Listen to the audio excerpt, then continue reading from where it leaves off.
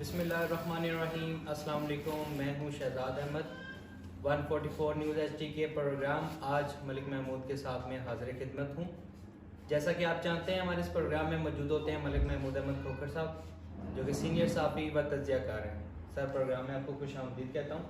سر جیسا کہ P T M کا کل کراچی میں جلسہ ہے اس کے بارے میں کیا تاثرات ہیں آپ کے؟ بسم اللہ الرحمن الرحیم. شکریہ شہزاد. پی ٹی ایم کے کل کے جلسے کو کوریج نہ ملے یا اس پہ ڈبیٹ نہ ہو اور وہ آج سارا دن میڈیا پہ نہ دکھایا جائے، اس کے لیے حکومت نے بڑا زبردست بندوبست کیا تھا. اس پہ بات بعد میں کریں گے اور وہ حکومت کسی حد تک کامیاب بھی ہوگی کہ یہ جلسہ جو ہے اس پہ جو نیکسٹ ڈے اس پہ بات چیت ہونی تھی تمام چینلز پہ تو وہ نہیں ہوئی آج. اس پہ آپ بعد میں کریں گے. لیکن جلسہ کامیاب ہوا، زبردست پاور شو تھا. اس میں جو باتیں ہو رہی ہیں کہ سندھ میں پیپلز پارٹی گورنمنٹ ہے تو گورنمنٹ کی حد تک جو ہے اس حد تک تو انہیں سپورٹ ملی ہے کہ وہ رکاوٹیں نہیں کھڑی کی گئیں. جس طرح کہ پنجاب میں گجرانوالہ کے جو جلسہ تھا اس میں رکاوٹیں کھڑی کی گئی تھیں، پکڑ دکڑ ہوئی تھی، اس حد تک ٹھیک ہے.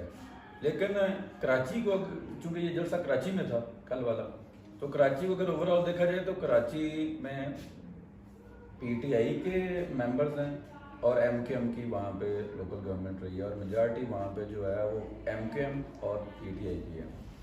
تو اگر یہ کہا جائے کہ کراچی میں پی ٹی آئی کی پیپلز پارٹی کی گورنمنٹ نہیں ہے تو یہ کہنا غلط نہیں ہوگا. لیکن یہ آف دا ریکارڈ ہے. ویسے تو سندھ میں ظاہر ہے وہ پروونس ہے، اس میں گورنمنٹ ہے اور کراچی جو کیپٹل ہے سندھ کا.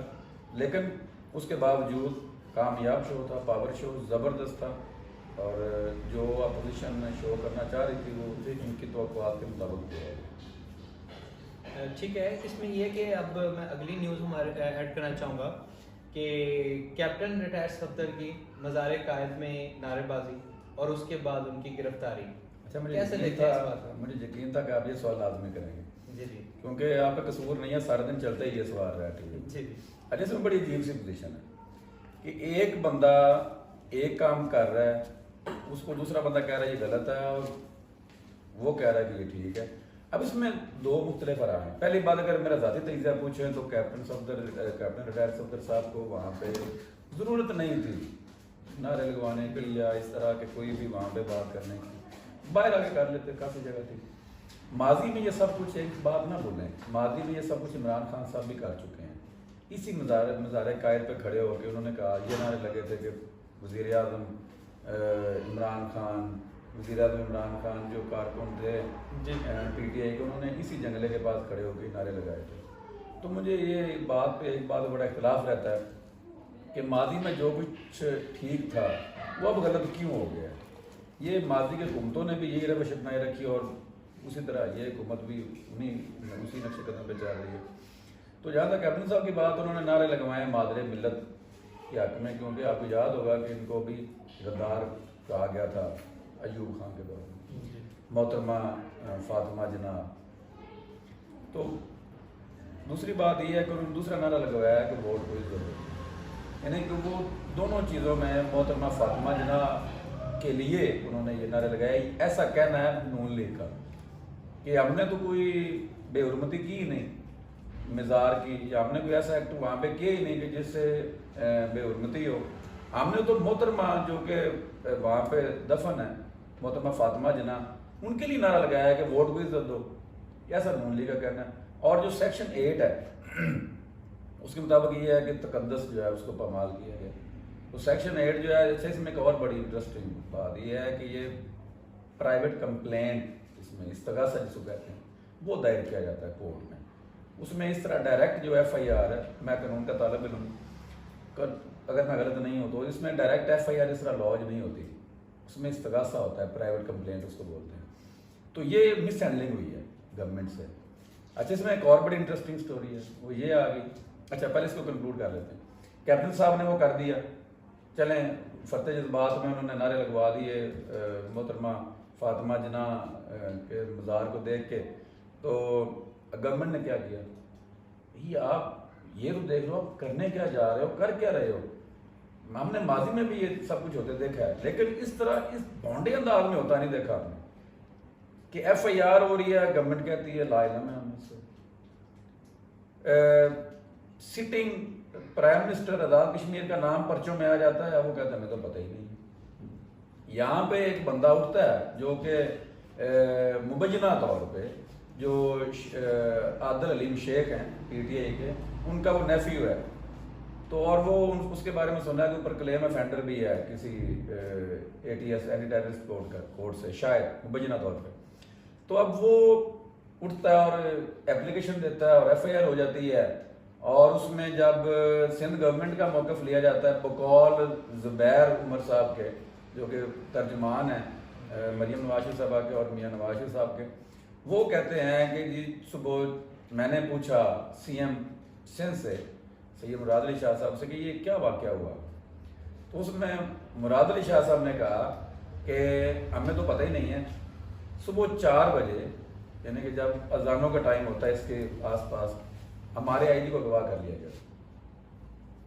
اب کیسی بات ہے کہ آئی جی کو اغوا کر لیا گیا تھا اور اسے ایک کسی جگہ پہ لے جا کے سائن کروائے گئے ہیں, اور پولیس کو جو ہے وہ ڈائریکشن دی گئی ہے کہ آپ ایف آئی آر لانچ کریں اگینسٹ دوز پرسن.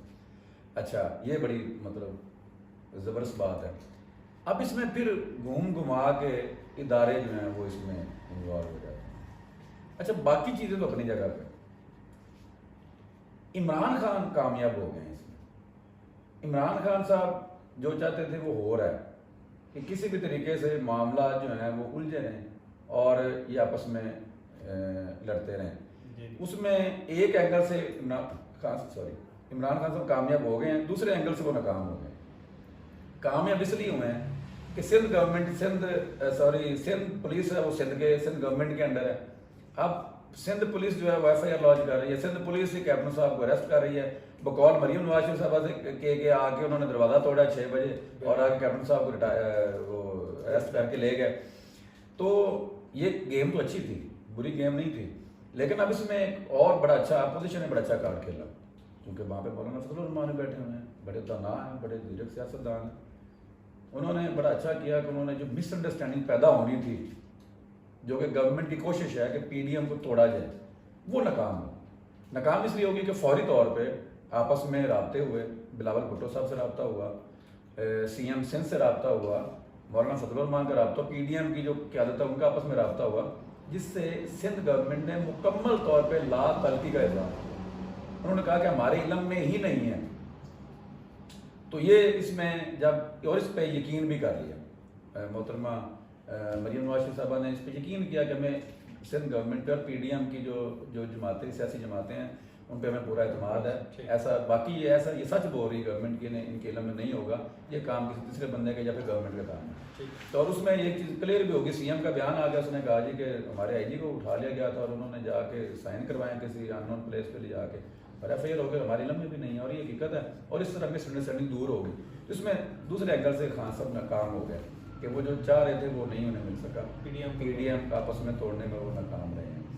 تو یہ چیزیں بڑی امپورٹنٹ. تیسری چیز یہ ہے کہ مریم نواز شریف صاحبہ کا بھی نام ہے اس میں.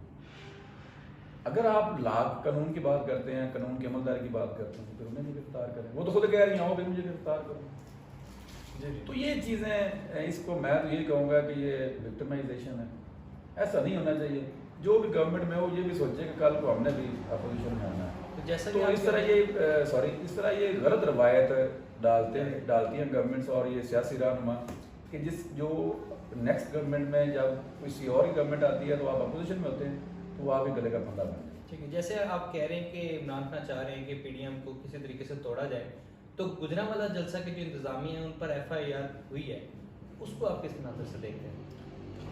یعنی کوئی بھی گورنمنٹ جب اس طرح ایکشن لیتی ہے تو ان کے پاس جواز تو ہوتا ہے. جواز بنانا کوئی مشکل کام نہیں ہوتا.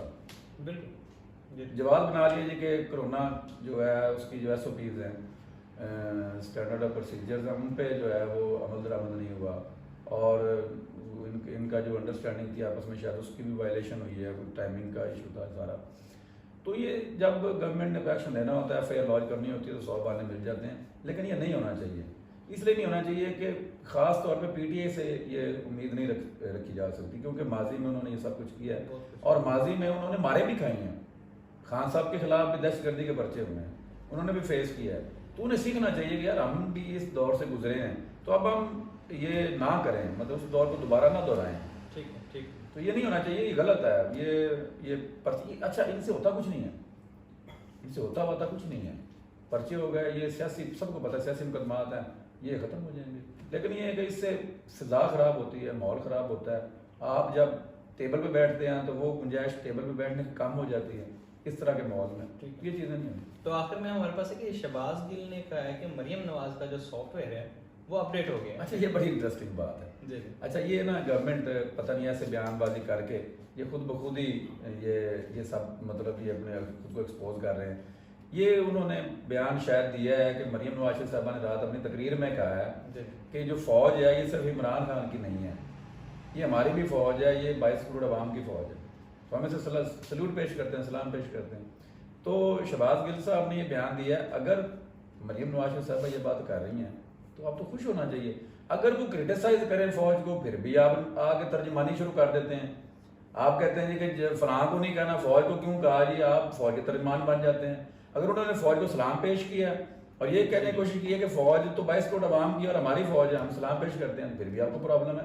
بھائی آپ نہ اس طرح کریں گل صاحب, اس طرح نہیں چلے گا, نہ ہی چلنا ہے. آپ کس مطلب کوشش, میں نے پہلے بھی پروگرام میں کہا تھا کہ گورنمنٹ کی کوشش ہے کہ اسٹیبلشمنٹ کو اور اپوزیشن کو لڑایا جائے, جس میں وہ کامیاب ہو گئے ہیں. اب کوئی بھی بیان ایسا آتا ہے پی ڈی ایم کی طرف سے تو میرے خیال میں یہ جو کچھ ترجمان ہیں ان کو اچھا نہیں لگتا اور فوری طور پہ آ کے لڑانے کی کوشش کرتے ہیں.